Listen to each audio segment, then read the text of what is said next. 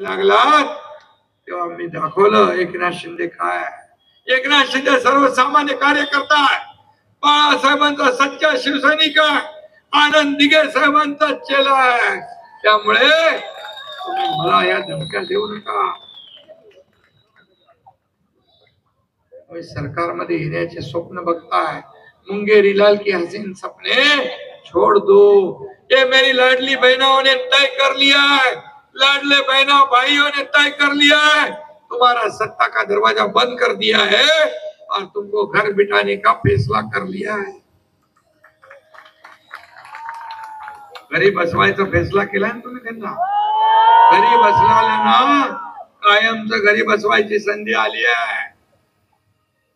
आणि म्हणून मी सांगतो, आज मुंबईमध्ये इथं आपले मराठी आणि हिंदी पण आहेत ना, तुम्ही मराठी पे हिंदी भी तुमच्या गावाला पण आहे.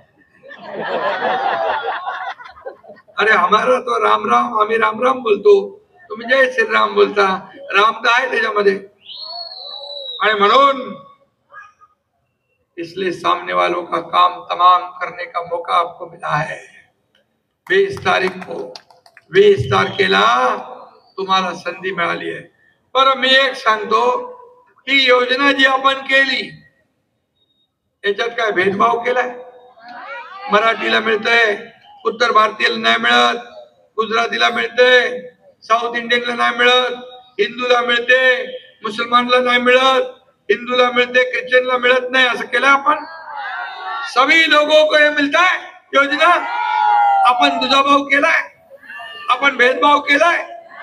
मग का लोकांमध्ये दिशाभूल करतात हे डराते लोक. संविधान लोकांना पाणी का भेटत नाही त्यांनी सांगितलं की मोठ्या प्रमाणात आमदारांच्या दबावाखाली सगळं पाणी आम्ही बिल्डर लॉबीसाठी, कन्स्ट्रक्शन कामासाठी डायव्हर्ट करतो.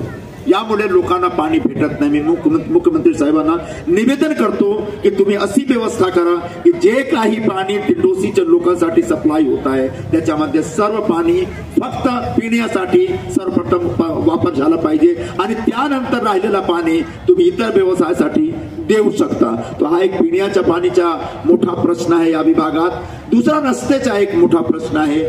इकडे आहे रस्ता IT पार्कवर आणि नागरी निवारा आणि संतोष नगरवर ठीकठाक रस्ता आहे, पण कुरार विलेज पासून क्रांतीनगर पर्यंत रस्ता आहेच नाही.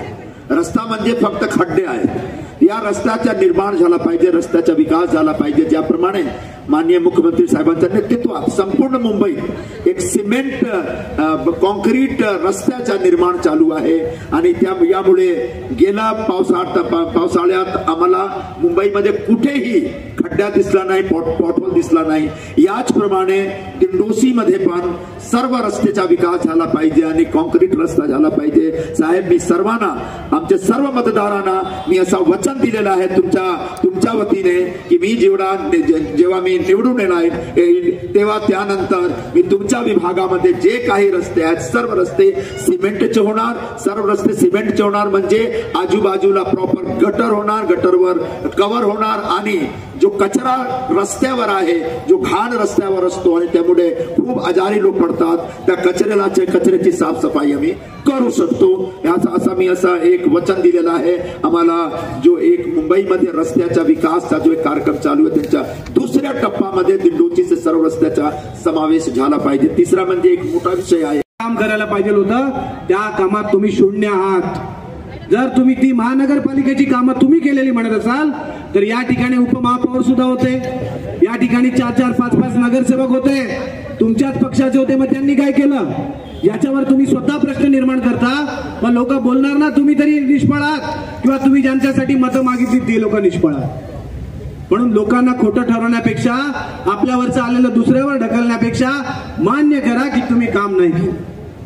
तुम्ही या दिंडोशीच्या लोकांची फसवणूक केली आणि आता ज्यानंतर 2019 नंतर तुम्ही जी महाराष्ट्रामध्ये परिस्थिती निर्माण केली, तुम्ही लोकसभेला हिरवे झेंडे फिरवले हो आपल्या रॅलीमध्ये, तिथे बाळासाहेबांचे फोटो फिरवले आणि त्या समोर तुम्ही हिरवे झेंडे फिरवता. तुम्ही खिचडी घोटाळ्याच्या आरोपींना बरोबर फिरवता, तुम्ही बॉम्ब ब्लास्टच्या आरोपींना बरोबर फिरवता आणि तुम्ही सांगता आम्ही हिंदुत्ववादी आहोत. कोणत्या विचाराने, कोणत्या मार्गाने, कोणत्या फोटोपुढे म्हणायचा तुम्ही हिंदुत्व विचारीवादी आहात. तुम्ही सगळं घाण ठेवलंय, तुम्ही सगळं विकलं, परंतु